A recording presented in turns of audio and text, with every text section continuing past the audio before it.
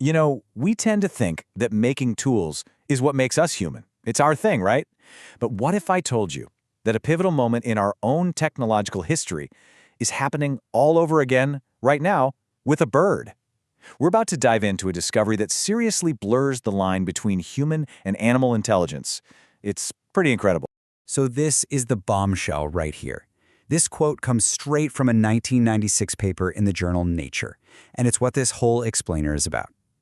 Just let that sink in for a second. The paper is arguing that a specific bird is making tools with features that, in our own family tree, only showed up after a major evolutionary jump. That's a level of skill we thought was exclusively ours. And that's the million-dollar question, isn't it? How on earth can a creature with a brain so different from ours land on the very same technological ideas? To figure that out, we've got to meet the animal at the center of this wild story. So who is this feathered engineer? Well, let's get to know the new Caledonian crow. Here it is, Corvus monodoloides. This is a forest bird, and you can only find it on the islands of New Caledonia, way out in the South Pacific. They spend their days deep in the rainforest, usually in little family groups, always on the hunt for their next meal. Now, like other corvids, you know, the family with ravens and jays, these guys are famous for being ridiculously smart. Even before this big discovery, people had seen them doing clever things, like dropping nuts on rocks to crack them open.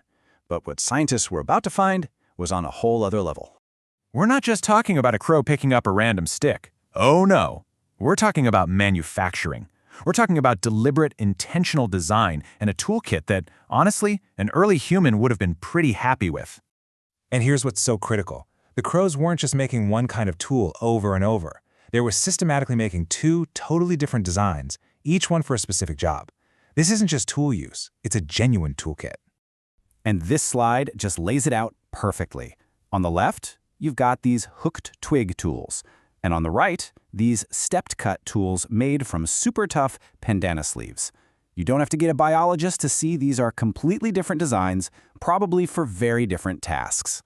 Let's zoom in on that first type, the hooked twig tool. This isn't just some random stick they found. It's carefully chosen, stripped clean of leaves and bark, and this is the real game changer. It has a hook carved into the end.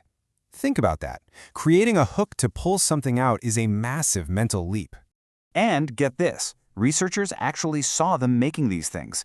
It's a whole process, very precise. They don't just hope to find a twig that's already hooked. They make the hook by snapping a smaller twig off a bigger one in a very particular way. Then they clean it up and refine it. This is true craftsmanship. Okay, on to tool number 2, the stepped cut tool. This one might be even more mind-blowing. The crow cuts a super specific shape out of the edge of this long, spiky leaf. The tool they make is tapered, it's strong, and it even uses the leaf's natural barbs as part of the design. What you're looking at here is the smoking gun. It's the evidence left behind on the leaf itself. This proves, without a shadow of a doubt, that these tools are meticulously cut out. They're not just ripped off in a hurry. You can see the precision right there in the cutout's shape. So it's one thing to see a crow make a tool, but how did scientists prove this was a widespread, maybe even cultural behavior? Well, let's check out the data that really seals the deal. And this is where the science is just so cool and elegant. Instead of just trying to find the finished tools, which could get lost or broken, the lead researcher, a guy named Gavin Hunt, focused on those leaf cutouts. They're like a permanent record of every tool made, and he could measure tons of them across different crow territories.